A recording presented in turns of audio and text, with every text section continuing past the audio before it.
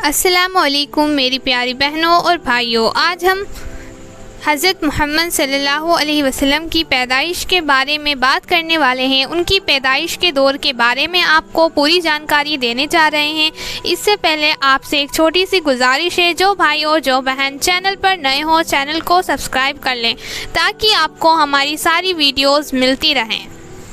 यही वह तारीख़ी दौर था जिसमें अल्लाह की सुन्नत यानी खुदा की हिदायत और जलीलत के कानून ने माजी की तारीख को फिर दोहराया और हक़ की गैरत न फितरत के रद्द अमल के कानून को हरकत दी। यानी हिदायत का सूरज सआदत वाले बुर्ज से निकला और चारों तरफ छाई हुई शिर्क व जहानत और रस्म व रिवाज की अंधेरियों को फना करके दुनिया को इल्म व यकीन की रोशनी से जगमगा दिया। रबीउल अव्वल मुताबिक 20 अप्रैल 571 ईस्वी सुबह सआदत यज़ब तहज़ीब व तमद्दुन से महरूम बिन खेती की सरजमीन मक्का के एक मुआज़्ज़िज़ कबीले कुरैश में अब्दुल्ला बिन अब्दुल मुत्तलिब के यहाँ यानी आमना बिनते वहब के यहाँ आफ्ताब रिसालत मोहम्मद सल्लल्लाहु अलैहि वसल्लम पैदा हुए। ए अल्लाह, वह सुबह कितनी सआदत वाली थी जिसने कायनात को रुश्द व हिदायत के निकलने की जानदार खबर सुनाई, और वह घड़ी कितनी मुबारक थी जो दुनिया के लिए खुशखबरी का पैगाम लाई।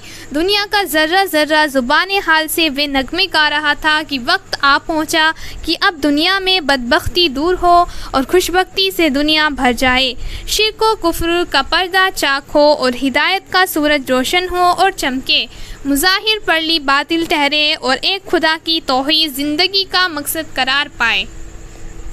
दुनिया तो क्या, मुल्क, कबीला और ख़ानदान को भी ये इल्म न था कि दुनिया में तमाम धर्म जिस सूरज के निकलने का इंतज़ार में है वे इस और महज़ब सरज़मीन और अब्दुल मुत्तलिब के घराने से निकलेगा कि उसकी पैदाइश को ख़ास अहमियत देते और विलादत की तारीख़ को अपने सीने में महफूज रखते।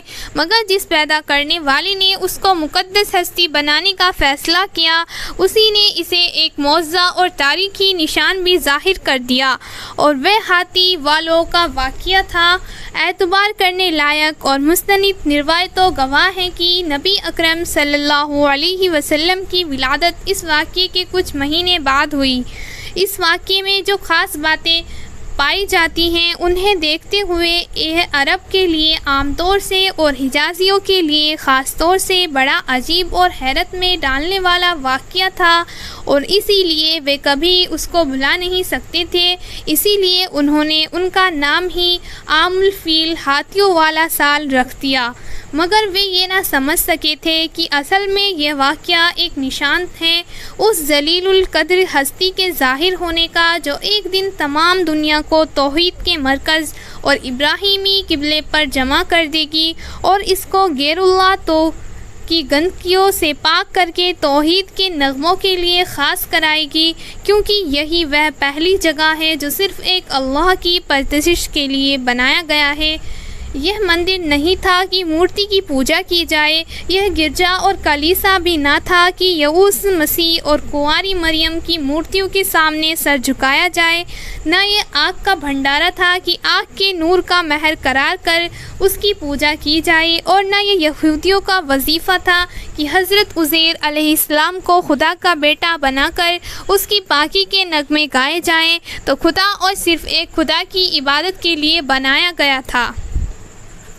कुरान शरीफ में ये तर्जुमा इस तरह है, बेशक सबसे पहला घर जो बरकरार हुआ लोगों के वास्ते यही है जो मक्का में है।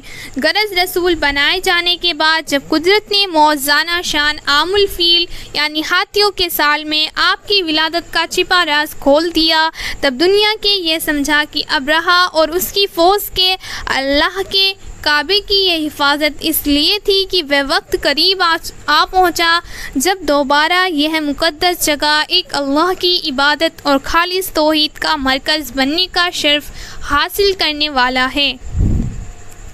बस जो ताकत भी इस बड़े मकसद से टकराएगी खुद की टुकड़े टुकड़े रह जाएगी। अब्रहा ईसाई था और अरब के लोग कुरैश यानी मुशरिक। फिर कौन कहता सकता था कि अब्रहा और उसकी फ़ौज की बर्बादी कुरैश की मदद और हिमायत के लिए थी? नहीं, बल्कि इसीलिए सब कुछ हुआ कि अल्लाह की मसलहत के ख़िलाफ़ अब्रहा की ख्वाहिश थी कि यमन यानी सना में जो खूबसूरत गिज़ा यानी अल-कलीस आप बेटा रूहुल कुदस असलील के फ़रोग़ देने को बनाया गया था। तौहीद के मरकज़ काबतुल्लाह की जगह वह सबकी तवज्जो का मरकज़ बने और इस मकसद के लिए उसने काबा ढाने के लिए फ़ौजी चढ़ाई की। इधर कुरैश यानी सारा अरब उसका मुकाबला नहीं कर सकता था। अब्रहा वक्त के तमाम जंगी हथियारों और साज व सामान की मालिक और कुरैश इन सब से बिल्कुल महरूम। तब गैरते हरकत में आई और दुनिया ने देख लिया कि दुनिया की ताकत के घमंड पर अल्लाह की मसलहत से टकराने वाला खुद ही फना के घाट उतर गया और तौहीद का मरकज़ यानी काबा खुदाई हिफाजत के साये में उसी तरह कायम रहा। बहरहाल आमुन फ़ील नबी अकरम सल्लल्लाहु अलैहि वसल्लम की विलादत बासआदत का साल है और ये वाक़या आपके ज़ुहूर कस्सी का उसे बड़ा करीबी निशान है और ये हकीकत उस आदमी पर अच्छी तरह साफ़ है। तर्जुमा, जिसके पास हक़ कबूल करने वाला दिल है या वह हाजिर दिमागी के साथ हक़ बात की ओर कान लगाए हुए है। विलादत की तारीख़ की तहक़ीक़ कुछ इस तरह बयान की गई है। तारीख़ व सीरत लिखने वाले तमाम बड़े लोगों का 3 बातों पर इत्तिफ़ाक़ है। यह है कि विलादत का साल आमुल फ़ील हाथियों वाला साल था, लेकिन सीरत और तारीख़ के माहिर इस बारे में अलग अलग राय रखते हैं कि रबीउल अव्वल की कौन सी तारीख़ थी। आम लोगों में तो मशहूर कौल है कि 12 रबीउल अव्वल थी और कुछ कमज़ोर रिवायतें इसके पीछे हैं और अक्सर उलेमा 8 रबीउल अव्वल कहते हैं, लेकिन सही और मुस्तनद कौल ये है कि 9 रबीउल अव्वल पैदाइश की तारीख़ है और तारीख़ व हदीस के बड़े उलेमा और दीन के जलील कदर इमाम इस तारीख़ को सही और अस्वत मानते हैं। चुनाचे हमीदी, अकील, यूनुस बिन यजीद, इब्ने अब्दुल्ला, इब्ने हज़म, मोहम्मद बिन मूसा, ख्वारज़मी, अबुल ख़त्ताब बिन वहब, इब्ने तैमिया, इब्ने कैमे, इब्ने कसीर, इब्ने हज़रत अस्क़लानी, शेख बदरुद्दीन ऐनी जैसे बड़े उलेमा की यही राय है।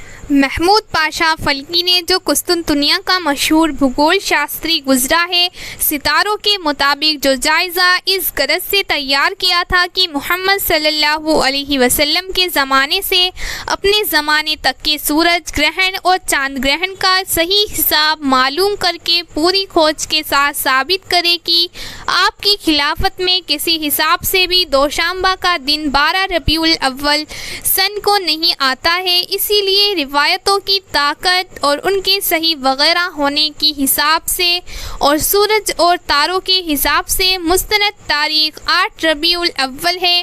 अस्हाबे फ़ील के वाक़ये के कितने अरसे बाद आप सल्लल्लाहु अलैहि वसल्लम की पैदाइश हुई? कई कौलों में मशहूर कौल ये है कि 50 दिन बाद आप सल्लल्लाहु अलैहि वसल्लम की पैदाइश हुई।